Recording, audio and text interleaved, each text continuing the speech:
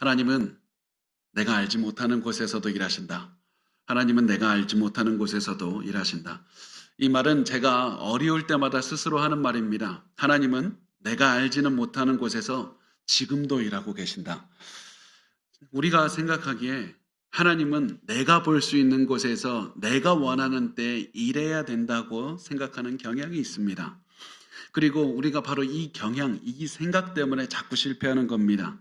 왜냐하면 하나님은 대부분의 시간에 내가 볼 수 없는 곳에서 일하시기 때문에 그렇습니다. 하나님은 대부분의 시간에 내가 예측할 수 없는 곳에서 일을 하시고 예측할 수 없는 시간에 기도에 응답하시는 것입니다. 그런데 우리는 자꾸 하나님 내가 아는 곳에서 내 눈에 보이는 곳에서 내가 원하는 그때에 이 일을 해야 된다고 그렇게 생각하니까 자꾸 좌절하는 겁니다. 실망하는 겁니다. 아무리 기도해도 어떤 일도 일어나지 않는다고 불평하게 되는 겁니다. 포기하게 되는 겁니다. 그런데 우리 반드시 기억해야 됩니다. 하나님은 우리가 알 수 없는 곳에서 지금도 일을 하고 계시고 하나님은 우리가 보지 못하는 곳에서도 일을 하시고 하나님은 원하시는 때에 가장 좋은 때에 응답을 주실 것이다. 그리고 우리는 하나님이 주시는 응답을 보고 굉장히 놀랄 것이라는 사실도 알아야 됩니다. 왜냐하면 하나님의 응답은 우리가 기도한 것보다 훨씬 더 클 것이기 때문에 그렇습니다. 하나님은 우리의 예상을 뛰어넘어서 주시는 분이기 때문에 그렇습니다. 하나님은 하나님이 주시는 때에 주시는 그 응답은 우리가 기대한 것, 그 이상의 것을 받게 될 것이기 때문에 우리는 그 하나님의 응답을 기대하면서 기뻐해야 됩니다. 그리고 이 사실은 오늘 우리가 나누는 이스라엘 사람들에게 굉장히 중요했던 이 사실을 알아야 됐던 것이 바로 이 사람들이었습니다. 왜냐하면 이스라엘 민족은 하나님이 일하시는지 잘 몰랐습니다. 이스라엘 사람들은 하나님이 자기들 잊었다고 생각했습니다. 하나님은 지난 400년 동안 실제로 말씀을 하지 않으셨기 때문에 그렇습니다. 말라기 선지자 이후로부터 400년 동안 하나님은 침묵하고 계셨습니다. 그래서 사람들이 이렇게 생각합니다. 하나님, 우리 버림받았습니까? 하나님, 우리 잊었습니까? 이러면서 절망했던 겁니다. 그런데 이들이 절망했던 이유가 하나가 더 있었습니다. 그 이유가 무엇이냐면 민족이 처한 상황 때문에 그랬습니다. 이 민족이 처한 상황이 너무 절망적이었다는 사실은 5절을 통해서 굉장히 잘 드러납니다. 누가복음 1장 5절은 말씀합니다. 유대왕 헤롯 때 아비야 반열에 제사장 한 사람이 있었으니 이름은 사가랴요 그의 아내는 아론의 자손이 이름은 엘리사벳이라. 이 말씀에서 우리가 가장 먼저 집중해서 봐야 될 부분은 유대왕 헤롯 때라는 말입니다. 유대왕 헤롯 때. 이 누가복음을 기록한 누가가 그냥 쓸데없이 유대왕 헤롯 때라고 기록한 것이 아닙니다. 그리고 단순히 내가 이제부터 할 말은 그 일은 이 헤롯이 다스리던 때였습니다. 그러면서 그냥 시간을 언급하기 위해서 한 것도 아니었습니다. 분명 그것도 중요하지만 더 중요하게 전달하는 것은 유대왕 헤롯 때라는 것을 통해서 전달되는 것은 유대인들이 굉장히 암울한 상황이었다. 희망이 없는 상황, 절망적인 상황이었다는 것을 전달하고 있는 겁니다. 왜냐하면 처음부터 헤롯은 유대인들의 왕이 된다는 것, 그것이 말도 안 되는 상황이었기 때문에 그렇습니다. 일반적인 상황이라면 유대인도 아니고 그 에서의 후손인 이 헤롯이 유대인들의 왕이 된다는 이거 말도 안 되는 일이었습니다. 그런데 당시에는 특별한 상황이었습니다. 유대인들을 다스리던 때의 그 세력이 로마였고 로마가 헤롯에게 유대인들이 왕이 될 수 있도록 허락해 주었습니다. 그래서 유대인이 아닌 사람이 왕이 된 것만 해도 엄청나게 큰 사태인데 이러한 상황을 더욱더 어렵게 만드는 상황이 하나가 더 있었는데 그게 뭐냐면 헤롯이라는 이 사람 때문이었습니다. 헤롯은 똑똑한 사람이었습니다. 능력이 많았습니다. 대단한 사람이었습니다. 거기에 더해서 엄청난 권력욕이 있었습니다. 그래서 자신의 권력을 지키기 위해서라면 무슨 짓이든지 하는 사람이었습니다. 자신의 권력이 위협이 된다고 생각하면 가족이라도 가차없이 죽이는 잔인하고 교활한 그리고 복수심에 불타는 사람이었습니다. 그래서 로마의 황제 아우구스투스 황제는 헤롯이 자신의 아들을 죽였다 이 소식을 듣자 이렇게 말을 했다고 합니다. 나는 헤롯의 아들이 되느니 차라리 헤롯의 돼지가 되겠다.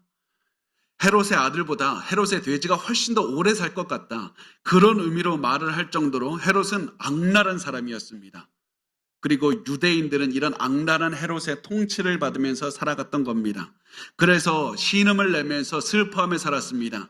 이렇게 나라가 망가져가면 누가 일어나야 됩니까? 제사장들이 일어나야 되는 겁니다. 이들이 하나님 앞에 회개하면서 우리가 잘못했다고 그러면서 뭐든지 우리의 그 잘못을 용서해달라고 기도하는 그런 역할을 했었어야만 됐습니다. 그런데 제사장들도 타락했습니다.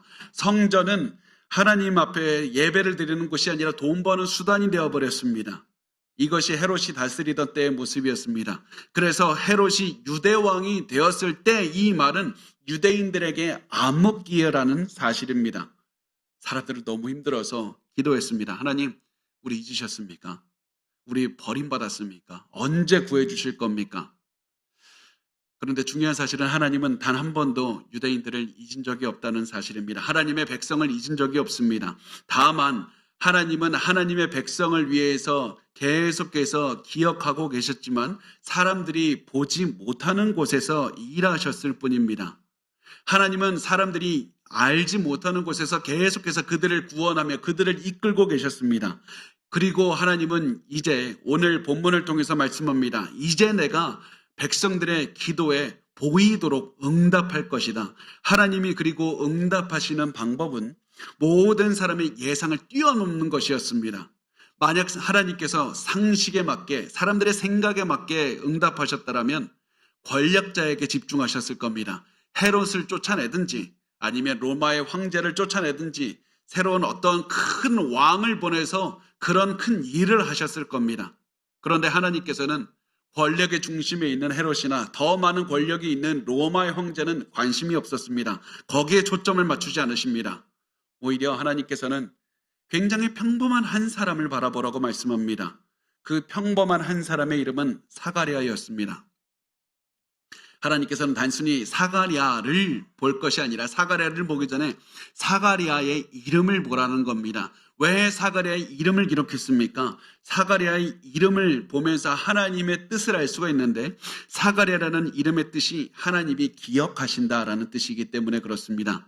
사가랴는 하나님이 기억하신다는 뜻입니다. 하나님은 사가랴라는 이름을 통해서 말씀합니다. 나는 한 번도 너를 잊은 적이 없다. 나는 한 번도 너를 잊은 적이 없고 항상 너를 기억하고 살았다. 게다가 하나님께서는 이 사가랴라는 사람을 보여주십니다. 사가랴는 대단한 사람이 아닙니다. 특별하지 않고 굉장히 평범한 사람입니다.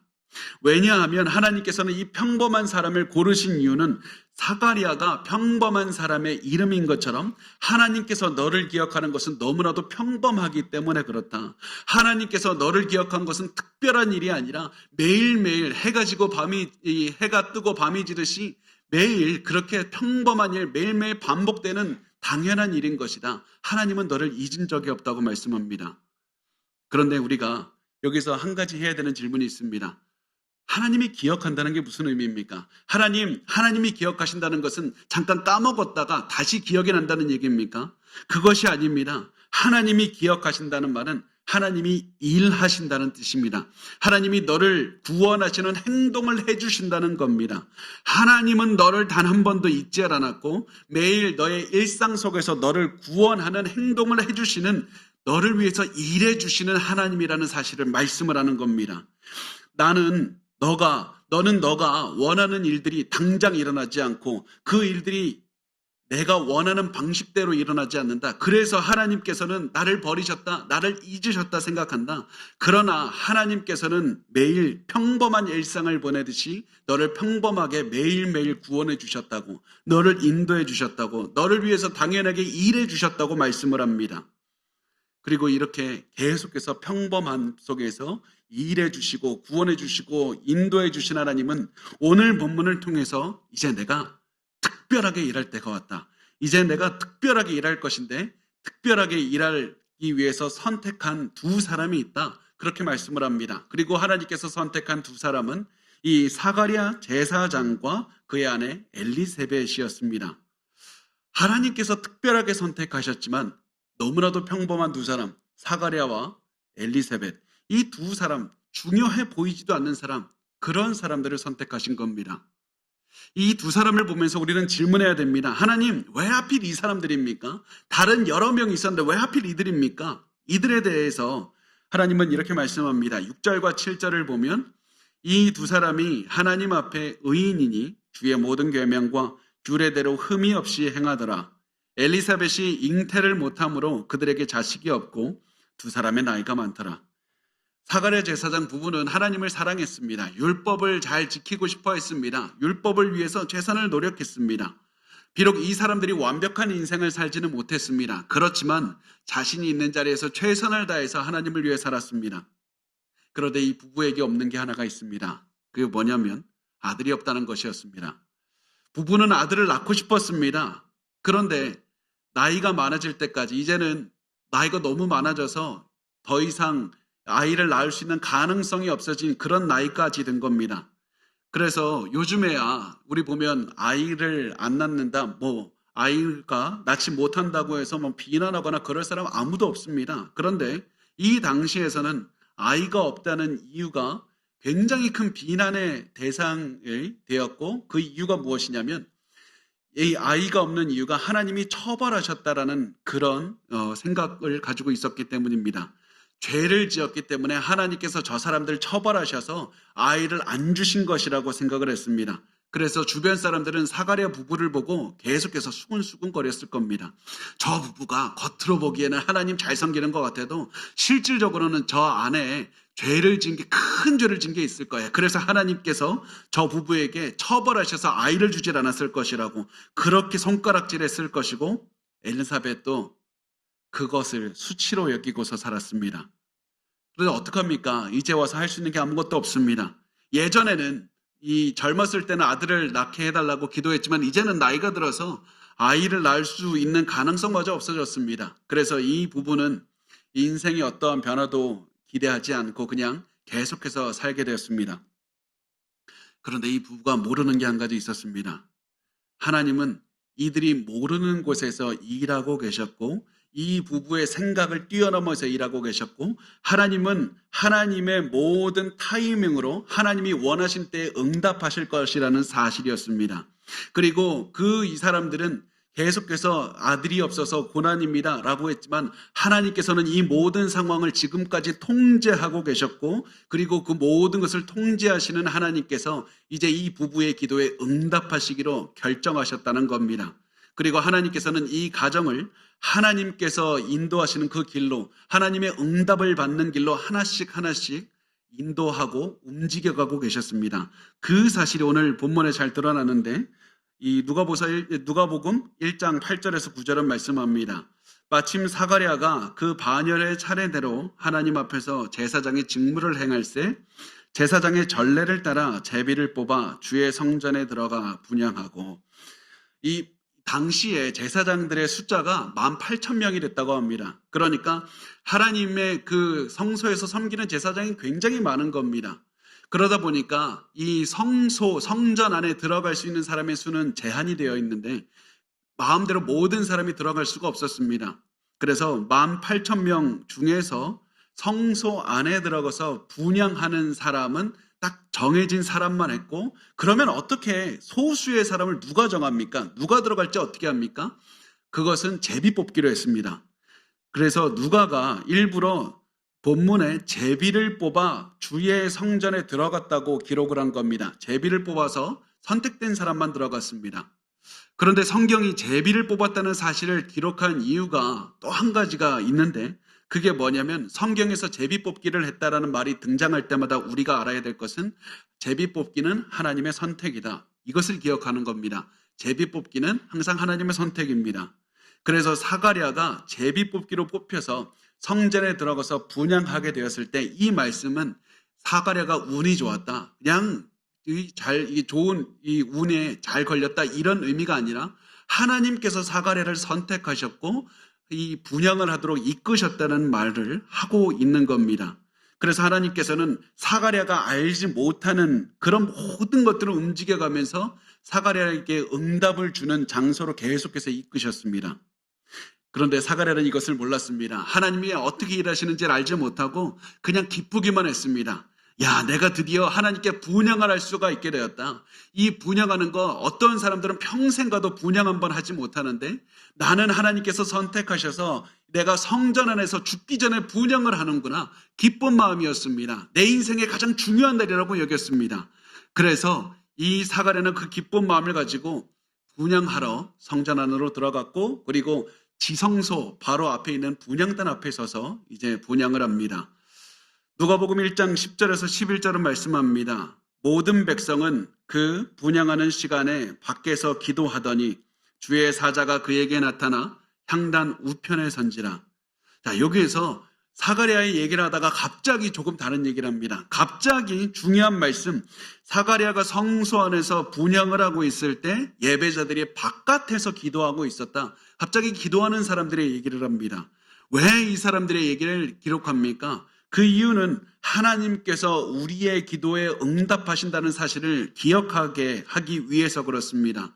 하나님께서는 우리의 뜻에 맞게 우리에게 응답하시는 분입니다. 하나님은 하나님의 뜻에 맞게 응답하시는 분이고, 하나님께서는 하나님이 원하시는 때에 응답하시는 분입니다.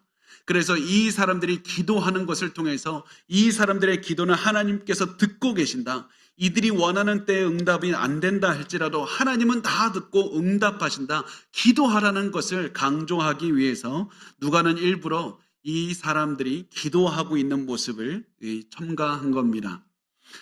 그래서 하나님께서는 이 기도를 들으신다는 사실을 보여주고, 그 다음에 어떻게 하냐면 하나님께서는 이 사람들의 기도에 예상하지 못한 대로, 사람들이 전혀 예측하지 못한 방식대로 예상을 뛰어넘어서 역사하시는 분이라는 사실을 이제 보여줄 것이고, 그리고 그 보여주는 방법은 사가랴에게 천사를 통해서 하나님께서 응답하셨다. 그 사실을 통해서 우리에게 보여줍니다. 12절과 13절 말씀을 한번 같이 읽어보겠습니다. 시작. 사가랴가 보고 놀라며 무서워하니 천사가 그에게 이르되 사가랴여 무서워하지 말라. 너의 간구함이 들린지라. 내 아내 엘리사벳이 내게 아들을 낳아주리니 그 이름을 요한이라 하라. 아멘. 사가랴가 조심스럽게 지성소 안으로 가서 바로 앞에 있는 분향단 앞에 이 향을 이렇게 올려드리니까 연기가 성소 안에 가득하게 됐습니다. 그러다가 갑자기 연기가 사라지면서 그 뒤에 천사가 나타난 겁니다.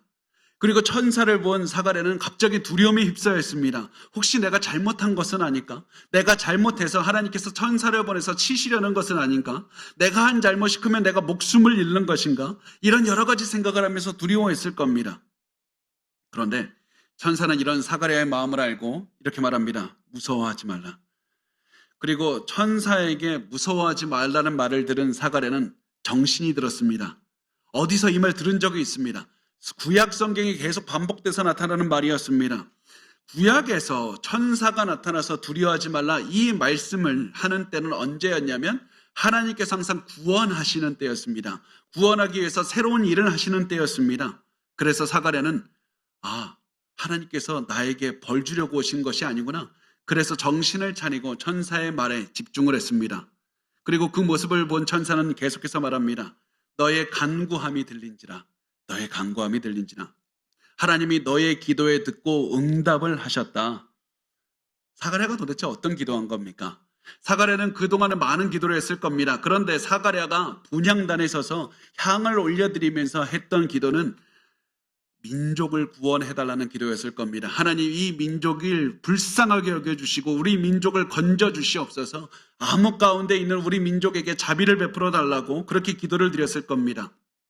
그리고 하나님께서는 민족을 구원해달라는 그 기도를 듣고 이 민족에게 하나님께서 새로운 일을 하시겠다고 그렇게 응답을 주시는 겁니다. 그런데 하나님께서 주시는 응답은 사가랴의 예상을 뛰어넘는 것이었습니다. 도저히 예측하지 못하는 것이었습니다. 그것은 하나님께서 응답하시는 방식이 예측하지 못하는 것이었는데 그것을 어떻게 하는 것이었냐면 하나님께서는 이스라엘 민족에게 응답은 주시되 사가랴에게 복을 주셔서 사가랴의 기도에 응답하셔서 그 응답으로 이스라엘에게 이 기도를 들어주시는 겁니다. 사가랴에게 아이를 주셔서 그 아이를 통해서 이스라엘에게 그 복을 주시는 겁니다. 하나님 말씀하는 겁니다. 너는 오래전에 아이를 달라고 기도했다. 그런데 너 나이가 들어서 이제 그 기도를 포기하지 않았느냐? 그렇지만 하나님께서 너의 기도를 들으시고 너의 기도는 하나님께서 잊어버린 적이 없다. 하나님은 너의 기도에 이제 응답하셔서 아들도 주실 것이고 그 아들을 통해서 이 민족에게도 구원의 메시지를 주실 것이다. 이것이 하나님이 주시는 응답이었습니다. 여러분, 우리가 하나님께서 사가랴에 주셨던 그 응답이 우리에게 주시는 응답과 동일하다는 것을 반드시 기억해야 됩니다. 우리는 하나님이 내가 원하는 방식, 내가 원하는 때에 응답하지 않아서 낙심하고 좌절합니다. 그러나 우리는 확신할 수 있습니다. 하나님은 하나님의 때, 하나님의 방식으로 반드시 응답하실 겁니다. 그리고 우리가 확신할 수 있는 것 또 하나는 무엇이냐면 우리는 하나님의 응답을 보고 감격하고 놀랄 것이라는 사실입니다. 왜냐하면 하나님의 응답은 우리의 예상을 뛰어넘을 것이기 때문에 그렇습니다. 하나님의 응답은 우리의 예상을 뛰어넘을 뿐만 아니라 갑자기 찾아오셔서 우리를 놀라게 하실 겁니다. 우리의 상상을 뛰어넘어 응답하실 것이고 사가랴에게 갑자기 이런 날이 찾아왔듯이 우리에게도 하나님의 응답은 갑자기 찾아올 겁니다. 그런데 사가랴는 이런 상황이 도저히 이해가 가질 않았습니다. 하나님 왜 하필 접니까? 왜 나에게 기도에 응답하십니까? 내가 무엇을 했기 때문에 나에게 기적을 베풀어서 나에게 응답하신다는 겁니까?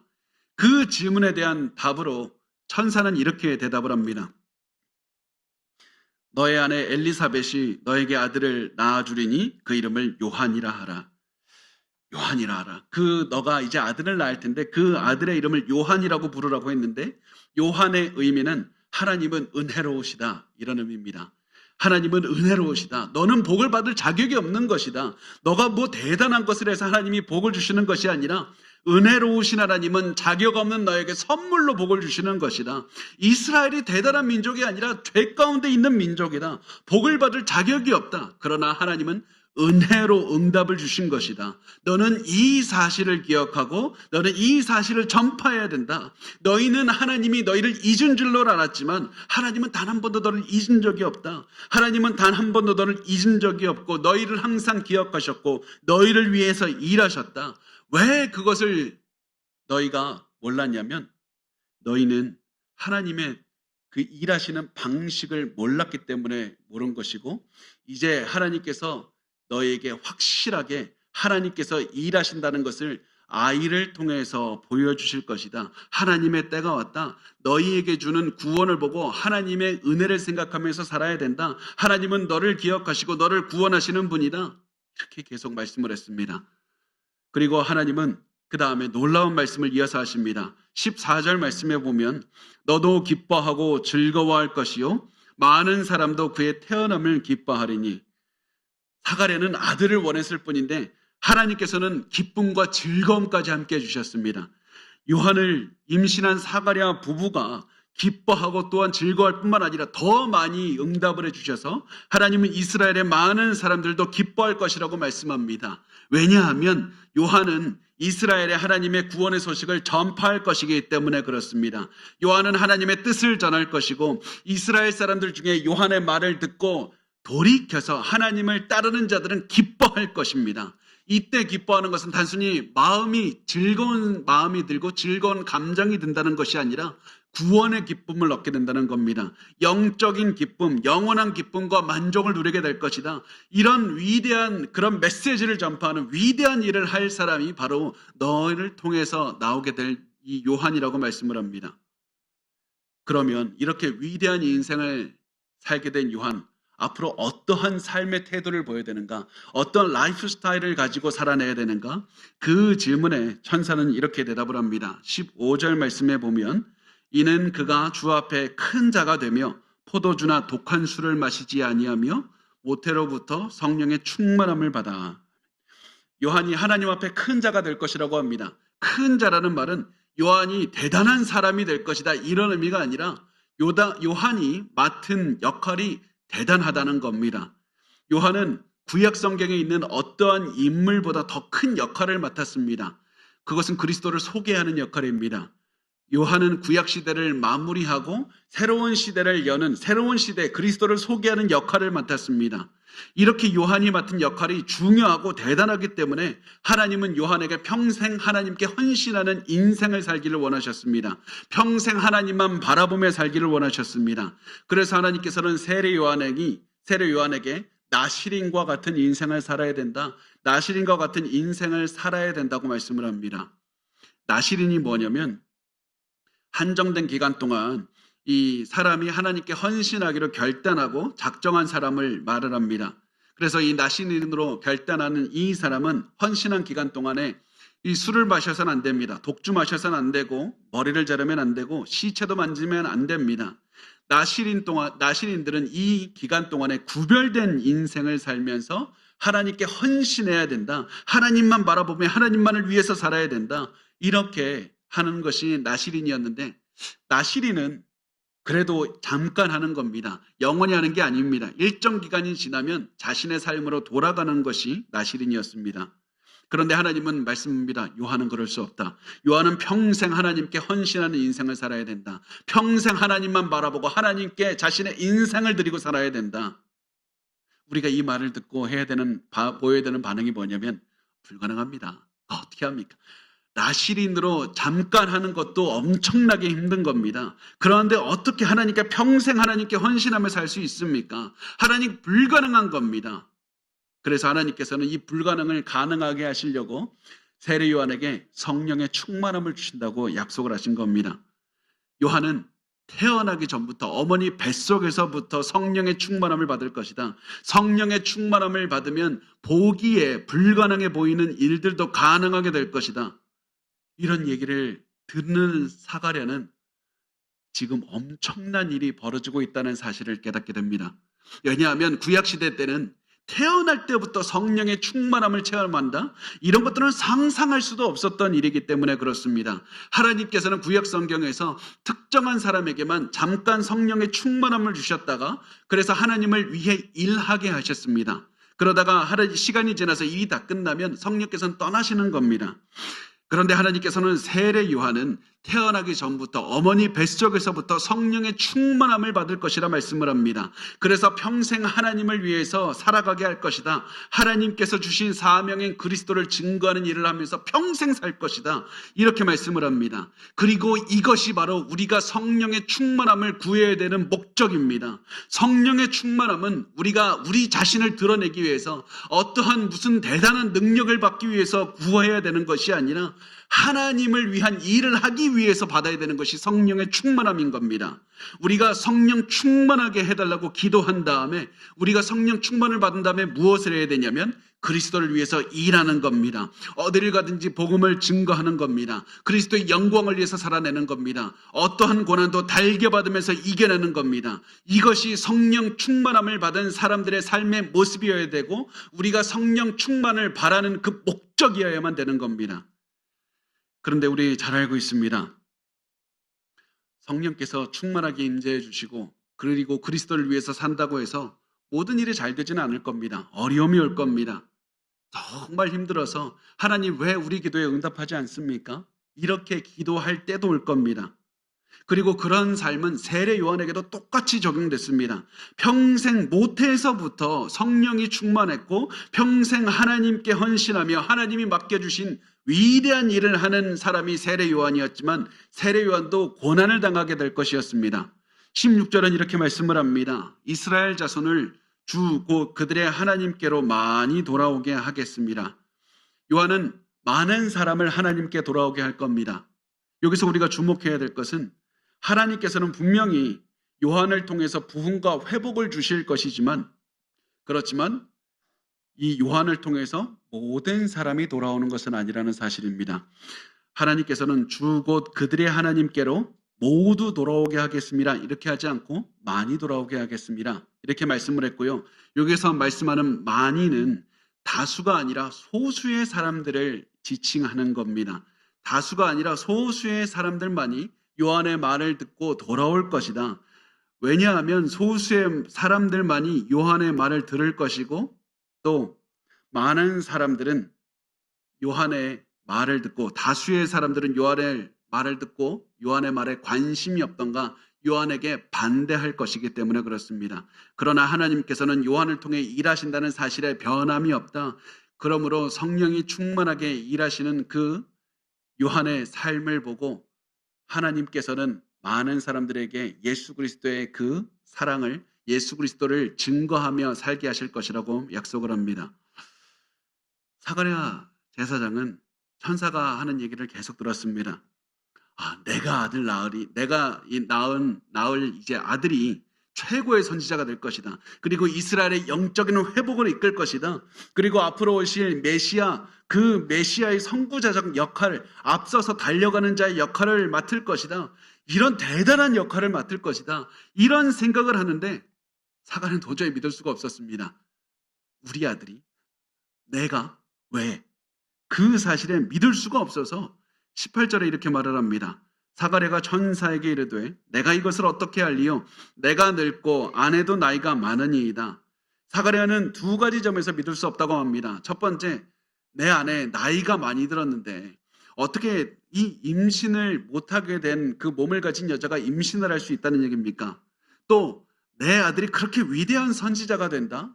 그거 다 못 믿겠습니다. 그러니까 선지자의 이 사가랴는 천사에게 한 가지 증표를 요구합니다. 당신이 방금 나에게 말하는 것이 맞다는 증표를 좀 주십시오. 기적을 베풀어서 나에게 증거를 보여달라고 얘기를 했습니다. 그 요구에 천사는 대답합니다. 19절에 보니까 천사가 대답하여 이르되 나는 하나님 앞에 서 있는 가브리엘이라. 이 좋은 소식을 전하여 내게 말하라고 보내심을 받았노라. 말합니다. 나는 늙었습니다. 우리 아내 늙었습니다. 그런 사람에게 나는 가브리엘이다. 나 가브리엘이다. 나 가브리엘 천사다. 너가 지금 너의 앞에서 너에게 이 말을 전하고 있는 가브리엘 천사가 있다는 것 자체가 증표다. 그리고 나 어디서 왔냐면 방금 하나님의 보호자 앞에서 하나님께서 주신 메시지를 받고 너에게 온 것이다. 내가 이 좋은 소식을 전하고 있다는 이 자체가 증거가 아니냐. 그런데 왜 너는 나를 믿지 못하고 증거를 요구하느냐? 너가 믿지 못하니 내가 증거를 줄 것이다. 그러면서 가브리엘은 그 증거에 대해서 20절에 말씀을 합니다. 보라, 이 일이 되는 날까지 내가 말 못하는 자가 되어 능히 말을 못하리니 이는 내가 내 말을 믿지 아니함이거니와 내가 이르면 내 말이 이루어지리라 하더라. 가브리엘이 이렇게 말하는 겁니다. 너는 아이가 태어날 때까지 아무 말도 하지 못할 것이다. 그리고 이 아무 말도 하지 못하는 것을 우리가 뒤에서 보면 추정할 수 있는 것은 듣지도 못했다는 겁니다. 그런데 여기서 아무 말도 하지 못했다는 것을 강조해서 표현합니다. 왜 아무 말도 하지 못하게 합니까? 제사장인 사가랴가 좋은 소식을 전하지 못하게 하기 위해서 그렇습니다. 제사장들의 역할은 백성들에게 하나님께서 주신 좋은 구원의 소식을 전달하는 것이고 하나님의 뜻을 가르쳐서 알게 해서 이끄는 것입니다. 그런데 지난 400년 동안 제사장들이 그런 일을 하지 않은 겁니다. 제사장들이 죄 앞에서 침묵했고 오히려 타락했습니다. 그래서 온 나라가 잘못된 길을 걸어갔습니다. 하나님은 믿지 않는 사가랴가 침묵하게 하셔서 400년 동안 이어져 온 제사장들의 침묵을 상징적으로 보여주시는 겁니다. 그리고 이 침묵을 통해서 하나님은 말씀하십니다. 제사장들이 나를 믿지 않고 침묵해도 하나님은 일하실 것이다. 너희가 아무리 악하다 하더라도 하나님은 하나님의 뜻을 이루시는 분이다. 너희가 내 말을 전하지 않더라도 하나님은 하나님의 뜻을 전하실 것이고 하나님의 뜻을 막을 수 있는 사람은 아무도 없을 것이다. 아무리 나를 대항하는 자들이 교활하고 강력하다 할지라도 하나님은 하나님의 뜻을 하나님의 방법으로 하나님의 때에 이루시는 분이다. 하나님의 뜻이 이루어지는 것을 아무도 막을 수 없다. 그렇게 뜻을 전하고 천사는 떠나갔습니다. 사가랴는 천사의 말처럼 아무 말도 하지를 못했습니다. 듣지도 못했습니다. 그렇게 겨우 남은 시간까지 최선을 다해서 일을 하다가 이제 집으로 돌아오게 됩니다. 그리고 놀랍게도 하나님께서는 사가랴에게 하신 약속, 그것을 이루셨습니다. 우리 24절과 25절 말씀 마지막으로 같이 읽겠습니다. 시작. 이후에 그의 아내 엘리사벳이 잉태하고 5달 동안 숨어 있으며 이르되 주께서 나를 돌보시는 날에 사람들 앞에서 내 부끄러움을 없게 하시려고 이렇게 행하심이라 하더라. 아멘.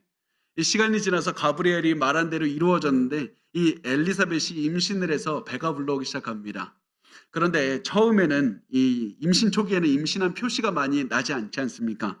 그래서 사람들이 자신의 임신 소식을 듣고서도 아이, 저 사람 거짓말이야. 아니면 저 사람 속고 있어. 뭐 잘못된 거겠지. 조롱할 수 있었습니다. 그래서 이 엘리사벳은 처음 5달 동안은 이 일부러 사람들로부터 격리돼서 혼자 시간을 보내면서 이 임신의 시간을 보내게 됩니다. 그렇게 5달 동안 숨어 있다가 시간이 지나서 이제는 아무도 엘리사벳이 임신했다는 사실을 의심하지 못할 때, 그 사실을 부인하지 못할 때 엘리사벳은 모든 사람에게 하나님께서 주신 이 임신의 기쁨 소식을 나누었습니다. 사람들과 즐거워했습니다. 그리고 이렇게 기쁜 소식을 나누던 엘리사벳은 분명히 깨달았을 겁니다. 내가 젊었을 때 아이를 임신하는 기쁨을 누리지 못했다. 그렇지만 하나님께서는 그 기쁨을 내가 나이가 들었을 때 누리게 하셨다. 하나님은 내가 원하는 때에 내 기도에 응답하지 않으셨지만 하나님은 나에게 가장 좋은 때에 하나님이 원하시는 때에 그 기도에 응답하셨다. 이렇게 엘리사벳은 기뻐하는 마음을 가졌을 것이고, 그리고 그 기뻐하는 마음을 가지고 우리에게도 계속해서 소리쳤을 겁니다. 우리에게 포기하지 말라고 말을 했을 겁니다. 아무리 하나님의 응답이 지체되는 것 같아도 포기하면 안 된다. 계속해서 하나님을 믿고 하나님의 뜻을 기다리며 살아야 된다. 그러면 언젠가 하나님의 뜻이 이루어지는 날이 올 것이고, 그날이 오면 우리 모두 감격할 것이다. 왜냐하면 하나님의 응답은 우리의 예상을 뛰어넘는 것이기 때문이다. 그 날이 언제인지 알 수 없다. 그 응답을 어떻게 이루실지 우리는 알 수 없다. 그러나 그 날이 오면 우리는 분명히 감격의 눈물을 흘릴 것이다. 그러므로 포기하지 말라. 하나님 지금도 일하고 계신다. 우리가 볼 수도 없고 어떻게 일하는지 알지 못할 뿐이다. 하나님은 지금도 일하시고 계시니 두려워 말고 포기하지 말고 계속해서 있는 곳에서 최선을 다하며 기도하라고 말을 합니다. 그런데 우리 잘 알고 있죠. 우리 이 마음을 가지고 나 해봤습니다. 열심히 해봤습니다. 그런데 자꾸 포기하게 됐습니다. 내가 그렇게 시작했지만 자꾸 주저앉게 됐습니다. 그래서 나 지쳤습니다. 하나님, 나 포기하고 싶지 않은데 포기하지 않으려면 어떻게 해야 됩니까? 포기하지 않게 살아가려면 어떻게 해야 됩니까? 여러분, 그런 마음이 있으시다면 우리 3가지만 우리 실천 방안을 살펴봤으면 좋겠습니다. 우리 첫 번째가 무엇이냐면, 하나님의 응답을 기다리면서 포기하지 않으려면 첫 번째, 내가 가장 낮은 때는 하나님이 나를 지키시는 때라는 사실을 기억하는 겁니다. 내가 가장 낮은 때는 하나님이 나를 지키시는 때입니다.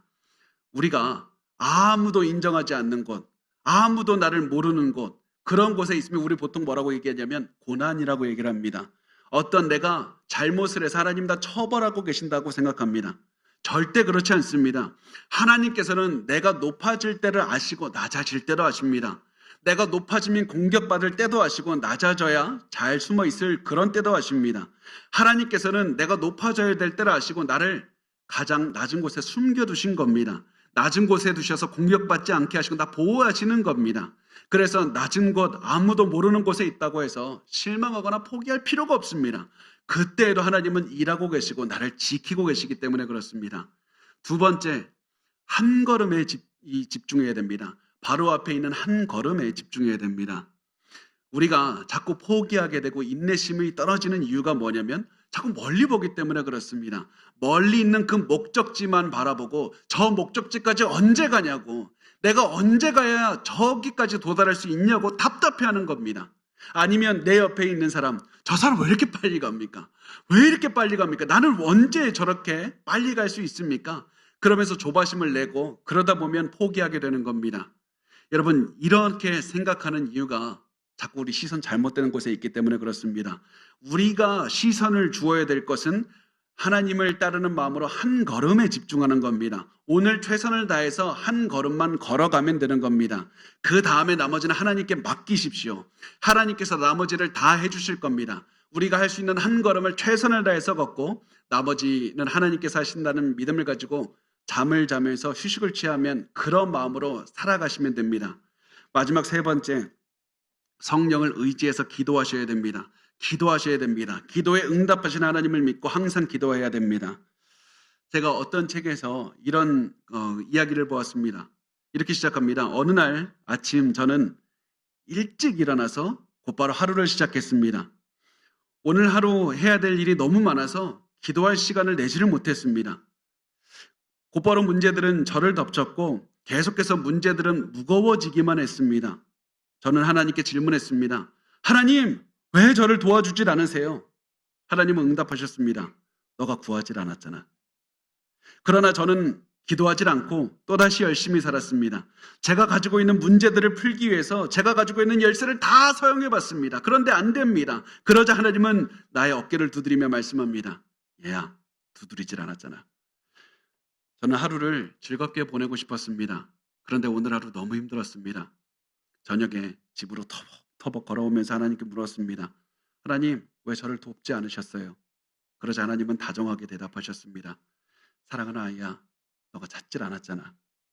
그래서 오늘 아침 저는 일찍 일어나서 하루를 시작하기 전에 잠시 멈췄습니다. 저는 오늘 할 일이 너무 많아서 잠시 하나님께 기도하는 시간을 가졌습니다. 이렇게 이야기가 끝납니다. 여러분, 우리의 삶은 바쁠 겁니다. 문제들이 짓누를 겁니다. 너무 힘들 겁니다. 그때 쫓기듯이 살지 말고 기도하면 됩니다. 성령을 의지해서 기도하시면 됩니다. 왜냐하면 하나님은 우리의 기도를 듣고 응답하시는 사랑하는 아버지이시기 때문에 그렇습니다. 바쁠수록 기도하십시오. 그렇게 하루하루 한 걸음 한 걸음 믿으면서 기도하면서 나가다 보면 언젠가 하나님이 예비하신 시간이 올 것이고 그날 우리는 감탄하면서 눈물을 흘리면서 하나님을 찬양하는 날이 올 겁니다. 왜냐하면 하나님께서 주시는 것이 우리가 구한 것을 훨씬 뛰어넘을 것이기 때문에 그렇습니다. 우리의 예상과 기대를 넘어서는 응답을 주실 것이기 때문에 그렇습니다. 우리 그날이 올 때까지 기뻐하면서 기도하면서 한 걸음씩 나아갔으면 좋겠습니다. 왜냐하면 하나님은 지금도 일하시는 분이기 때문에 그렇습니다.